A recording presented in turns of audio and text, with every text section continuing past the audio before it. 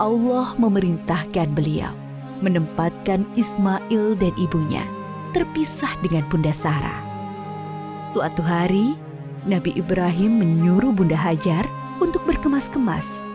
Mereka akan mengadakan perjalanan jauh. Ismail yang masih menyusu pada ibunya tentu dibawa pula. Mereka melintasi rute yang panjang dan akhirnya sampailah ke suatu tempat yang sangat gersang. Tidak ada pohon-pohonan tempat bernaung, udaranya pun panas. Yang ada hanyalah hamparan pasir dan bukit-bukit berbatu. Nabi Ibrahim turun dari kendaraannya, kemudian menurunkan istri dan anaknya. Tanpa berkata apa-apa, beberapa saat kemudian, beliau beranjak dan pergi meninggalkan keluarganya.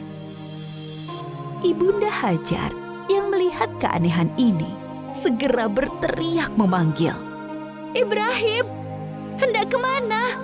Kenapa kau biarkan kami sendirian di sini?"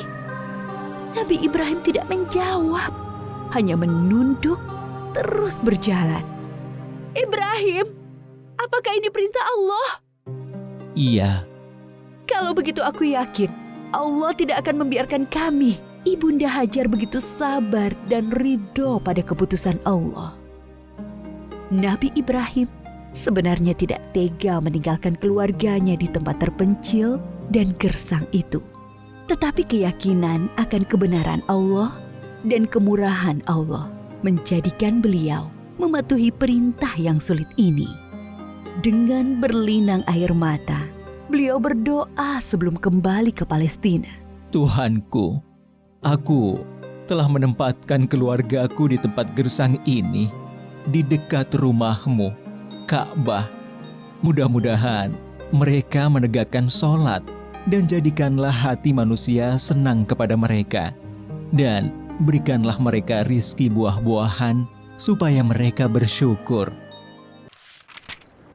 Kurang lebih 10 tahun kemudian, sekitar Ka'bah sudah menjadi tempat yang ramai berkat munculnya sumber air Zam-Zam. Banyak orang bermukim di sana. Ibunda Hajar dan Ismail sangat dihormati oleh penduduk karena mereka dianggap pemilik sumber air itu.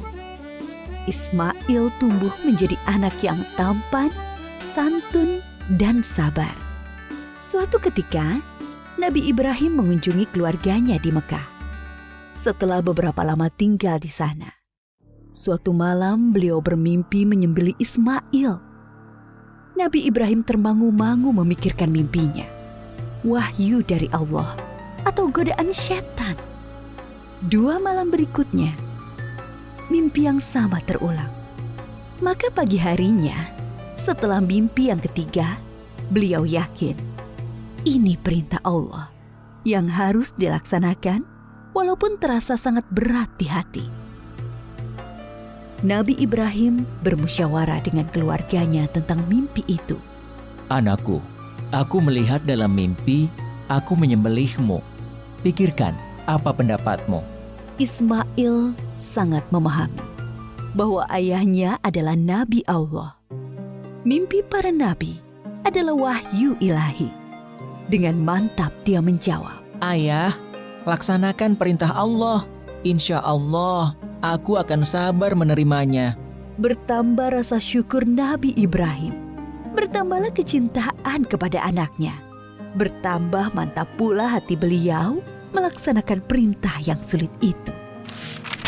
Berangkatlah Nabi Ibrahim dan Ismail menuju Mina, tempat penyembelihan. Sepanjang jalan, iblis menggoda mereka agar mengurungkan niat pengorbanan Ismail. Ibrahim, dasar ayah tidak punya perasaan. Anak sendiri mau disembelih. Ingat, kau berdoa puluhan tahun meminta anak. Allah sudah memberimu anak yang soleh. Sekarang kau mau sembelih, ha? Nabi Ibrahim mengambil kerikil-kerikil dan melempari iblis. Beliau tidak bergeming dengan godaan-godaan itu. Hatinya dipenuhi keyakinan yang mantap kepada Allah. Begitu pula Ismail. Sampai di tempat penyembelihan, Nabi Ibrahim membaringkan Ismail, bersiap mengayunkan golok yang tajam ke leher anaknya. Lalu Allah berfirman, "Hai Ibrahim, engkau telah menaati perintahku. Ini adalah perintah yang sulit. Aku memberi balasan orang-orang yang berbuat baik." Allah mengganti Ismail dengan seekor domba yang besar. Itulah yang kemudian disembelih sebagai kurban, sedangkan Ismail tidak jadi disembelih. Peristiwa ketika Ibunda Hajar ditinggalkan sendirian bersama Ismail ketika masih bayi dan pengorbanan Ismail diabadikan dalam rangkaian ibadah haji kita.